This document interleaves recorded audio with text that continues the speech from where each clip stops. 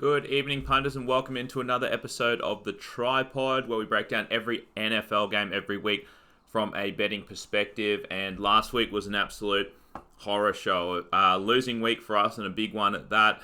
But still, that was only our first losing week of the season, and we're into round 9 now. So current record stands at 24 wins, 15 losses, which is pretty solid in what is a hard sport to handicap, the NFL. But going to talk about a few games today because we liked a bunch of sides this week. So pretty much only going to talk about games that we have a best bet on or we have a side bet on. And we have one side bet today, 9 best bets.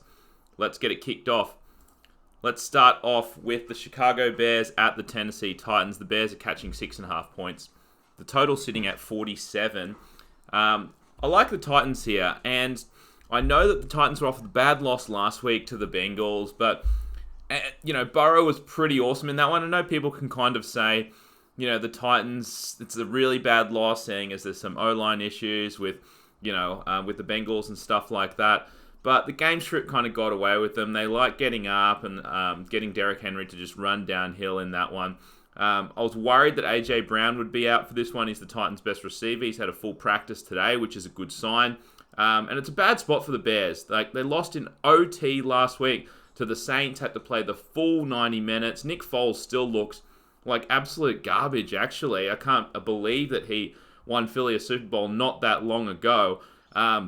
Plus, the Bears are dealing with a bunch of injuries, and the O-line is banged up as all hell. A lot of people in the O-line on the COVID list, so that's not good protection for the Bears, for Foles, and also for a running game that cannot get going at all. So we've got one best bet on the game. It's going to be the Titans laying the 6 points. You'll find that one at $1.84 on Unibet. Let's move on to the Broncos at the Falcons. The Broncos are +4 underdogs. And the total is sitting at 50 points. Now, the Broncos, wowee, another miraculous win last week over the Chargers. And honestly, this Chargers team, I do really wonder when they're going to give up another double-digit lead, and the Broncos with a miracle win in the dying seconds on the final play. I think this might just be a letdown spot for the Broncos. I think they're 3-4. Maybe they do still kind of believe they can make the playoffs. I don't think so. The Falcons obviously off the Thursday night win, so a longer turnaround here. But look, the main talking points here are that the Falcons offense is getting healthier. They've got Julio back. They've got Ridley back. And the defense is getting banged up. Takk McKinley out. Dante Fowler out for this Falcons game. That's their 2 best defensive ends. I think the Broncos are going to be able to score on the Falcons, and we all know the Falcons can score on essentially anyone. So I think we're going to see a shootout here. So we've gone with the second half total over 23.5 points. You'll find that one at $1.80 on Sportsbet. Moving on to the Lions at the Vikings. The Lions are 4-point dogs. The total 52.5. This one is essentially just a play on the line at the moment, and we have some imperfect information that can pretty much only go the Vikings' way, I believe. So, look, I'll say it right now. We're going to take the Vikings laying the 4 points on Bet365. It ends up being $1.90. But look, Lions missing Kenny Golladay. He's their best receiver. They've missed him a few times this year, and they've looked pretty putrid without him. And I think they're going to miss Matt Stafford for this one. Now, I think this line of -4 is telling us that Matt Stafford is going to play, because that's what the line was when we thought Matt Stafford would play last week in the look ahead. We knew Golladay would most likely be out, but I think this line is saying Stafford's going to play. I think he doesn't. He's been in the COVID protocol all week long, hasn't been able to practice with the team. He's been doing Zoom meetings with the coach and the team because he can't be there at practice. So I think he's not going to play. And look, even if he does play, he's not going to be, completely good because he hasn't had the full week of practice with the team. And power ratings wise, if we're talking about the downgrade from Matt Stafford to Chase Daniels, it's about 4.5 points. So look, honestly, I think that if Chase Daniels is the starting quarterback for the Detroit Lions instead of Matt Stafford this Monday or this Sunday, then I think this Vikings team is going to be over a 7-point favorite. So we're taking the 4 now, and even if he does play, I still kind of like the 4, but I think there's a hefty chance that we're going to be getting over a touchdown come game time with this Minnesota Vikings team. All right, on to the Texans at the Jags. The Texans are laying 7 points. The total sitting at 50.5. Both teams off a bye. Both teams 1-6. So pretty much have both had terrible seasons.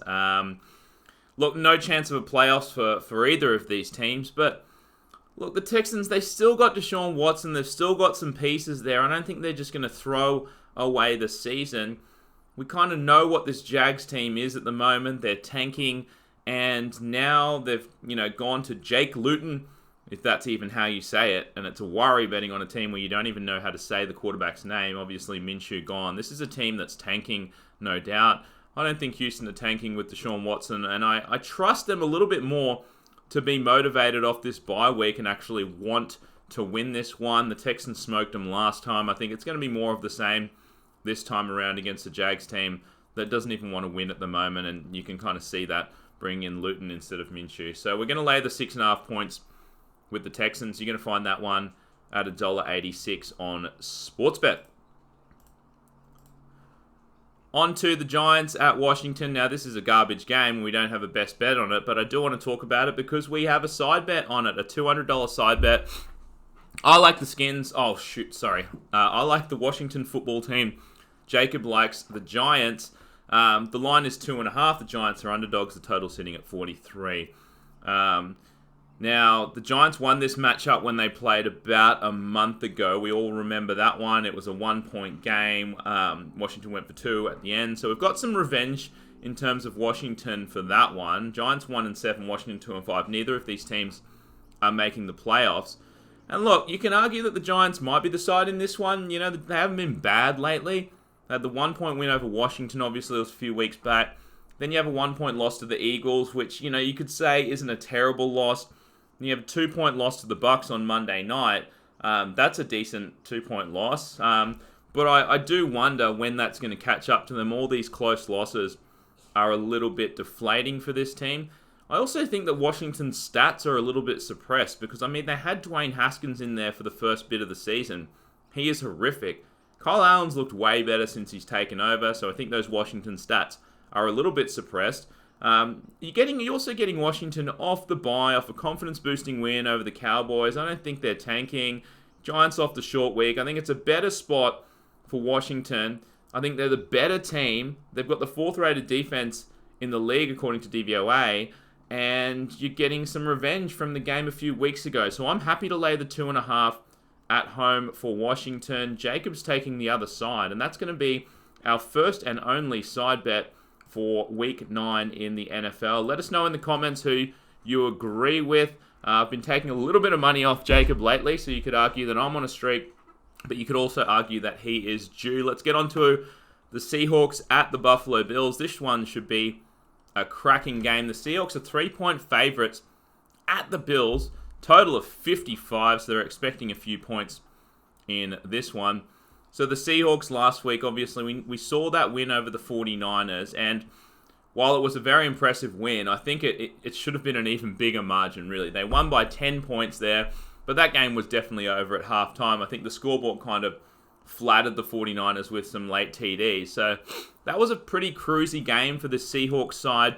But let's take into account also that, even though that was an easy game last week, they had a battle the week before against the Vikings, and then the 2 weeks ago, and then the overtime with the Cardinals. So reasons to like the Seahawks would be that you're getting Jamal Adams back for this one, which is a huge boost for the defense. He's been out for quite some time. But I think there's a few more reasons to dislike the Seahawks in this one. Still no Chris Carson. Still no Carlos Hyde, so you're still rolling with DJ Dallas, who did score a couple of TDs, one on the ground, one through the air last week. But, they're signing guys up from the they're bringing guys up from the practice squad. So that running back depth, which we thought was very deep, is now all of a sudden not very deep. Now, for the Bills, people are going to say that wasn't a great win against the Pats team last week, and yes, it wasn't. It wasn't that convincing, but I thought that the Pats played pretty well, and the spot for the Pats, I thought, was basically their Super Bowl. They were playing to stay in contention in the division, keep their season alive. I think that was the home run spot for the Pats, and they played like it. and just came up short. But I do think that the Bills could have won that game by a few more points if things went their way a little bit. And I also like the spot for this Bills team. They've basically been home for an entire month. It's cross-country travel for the Seahawks in what is basically the furthest you have to fly in the NFL. So we like the Bills in this one. And our bet is going to be the Bills plus 3.5. You'll find it at $1.83 in the Sportsbet other markets. I just want to explain that one real quick, because if you'll go to Sportsbet, you'll see that the normal line that they have is $1.93 for the Bills plus 3. But if you go to other markets, it's worth it to pay the 10 cents juice, take it down from $1.93 to $1.83, and get the plus 3.5 instead of the plus 3. 3 is the most common number that the game lands on in the NFL. And when a team is favored by 3 points, it lands there about 10% of the time. So it's worth paying for the hook there. Let's move on to the Raiders at the Chargers. The Raiders are catching 1 point. The total is 51.5. The Raiders had, I know it's an ugly win, 16 points to 6 against the Browns last week. But that is a huge win to keep their season alive. They're playing for essentially a wildcard spot because the Chiefs are going to win that division. But they're basically in a wildcard battle with the Browns, who they just beat last week. Browns were 5-2 before that game. Raiders were 3-3. Now, you're 4-3 as the Raiders, and I think you truly believe that you're a playoff team. In contrast, the Chargers are 2-5, and I don't know how much more that they can take. An absolute another dream crusher for the Chargers. A last-second touchdown for the Broncos to get the lead against the Chargers there. And now that's the 4th double-digit lead that this Chargers team has given up this season alone. So I don't know how much more they can take of this. It's a bad spot for the Chargers. They're coming off the altitude in Denver. Still no fans in Chargers Stadium. So, no home field advantage, essentially. I mean, the Chargers are used to playing in front of no fans. And sometimes people say, if the Chargers are playing in an empty stadium, it's actually an advantage to them because they never get any fans anyway. Well, the Raiders also aren't having any fans in the stadium this year. So I call that a wash. I think the Raiders are the better team here. I know they've had a few injuries, but Josh Jacobs and Jonathan Abrams, the safety, full participants at practice today. So they're getting healthier. And I think I'm getting the better team, a team that actually believes there's still a chance for the playoffs, against a team that has to be deflated coming off a rough spot in altitude in Denver. So we're going to be rolling with the Raiders in this one. And I think the best play is catching the hook in the first half. So Raiders plus a half. That should say first half. My bad in the graphics if you guys are watching on YouTube or on our Facebook channel. Raiders plus a half a point in the first half. That is $1.84 on Unibet. The next best one, $1.80 on Bet365. Let's move on to the Dolphins at the Cardinals. The Dolphins are plus 4.5 points. The total is 49. And boy, did the Dolphins shock everyone, including us last week. They absolutely thumped the Rams. But let's look at this game. 4 TDs, 28 points. The Finns' defense is what did it. Everyone was excited to see Tua in his first NFL game. He didn't have to do anything. He threw for like 100 yards. The Rams had, way more first downs. They had triple the first downs that the Dolphins had and 300 more yards. If you look at that stat, if you look at the stat box, you said, oh my God, well, the Rams absolutely thumped them. No, because there were 4 TDs. One was a punt return TD. You never see that in the NFL, hardly ever. One was a fumble return touchdown. One was a fumble return, nearly a touchdown again, went all the way to the 1 yard line. The only legitimate touchdown that they scored with the offense was a short drive, a 33-yard drive for a TD. So despite the Dolphins stepping up defensive-wise last week, we're still not quite sure how good Tua is. Also, the first game away that he's going to have to play as a rookie. Now, it's not super hostile environment, obviously, because Arizona's still only letting 4,200 fans in the stadium, but this Finn side, you can say, Tua didn't have to do much last week. We don't quite know how good he is. Let's lean on the run game. That's not easy either. Myles Gaskin's been placed on the IR. 2 other running backs also injured. So we don't even know who the starting running back for the Dolphins is even going to be. It's probably going to be Jordan Howard, who is shit. So Tua's going to have to be asked to do a lot more with the offense. The Cards are actually, despite what people think, a decent defensive team. They send the blitzers often. I think it's going to take Tua by surprise here. Getting onto the Cards, I think it's a nice spot for them too. They're 5-2, which no one thought they would be at this point in the season. And they're coming off the bye. Plus, they're coming off the biggest confidence-boosting win ever. It's an overtime comeback win against the Seahawks. You're all hyped up. Now you get to have the bye. You still believe in your season. So I do think that the Cards get it done here. And we've found some absolute cracking best bets. And that's why we're taking 2 best bets for this game. We're taking the Cardinals laying 3.5 points. That's $1.86 on Sportsbet. Once again, you'll find that in the other markets section of Sportsbet. I think the price is 2 cents higher in there. We're also going to take the Cardinals laying 2.5 points in the first half. That's $1.83 on Sportsbet. Now, once again, a little trick here. You'll go to the first half markets. You'll see the line for the first half. I believe it's -3. If you scroll down a little bit further on Sportsbet, you'll find a second market for the first half, and that one will be your -2.5 in the first half at $1.83. So not easy making money sports betting. Sometimes you have to put in a little bit of extra work. Let's get to what should be the game of the round, I guess. The Saints at the Bucks. Saints are +4.5 points. The total is 50.5. The last game we saw essentially was the Bucks squeaking by the Giants on Monday night. So yes, it is a shorter turnaround for this Bucks team, but I think that the Giants got a little bit closer than they probably should have in that one. Meanwhile, the Saints are coming off that full 90-minute OT game, which I was saying before, which honestly they probably should have lost that one. I know a lot of stadiums, aren't having that many fans in there. Miami's different. It's different over there. Oh, sorry, Florida's different over there. 16,000 fans allowed in Bucs Stadium, so it's getting a bit more towards a proper home field advantage here for the Bucs.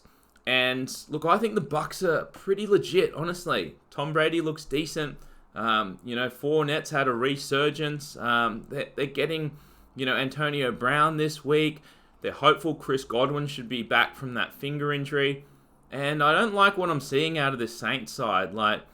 Not super impressive at all. The last 3 weeks have all been 3-point wins for the Saints, and 2 of them have come in overtime. None of them against a legit team, essentially. And now you've got the shoulder injury to Breeze. You've got Kamara banged up. You've got Michael Thomas banged up, all limited in practice.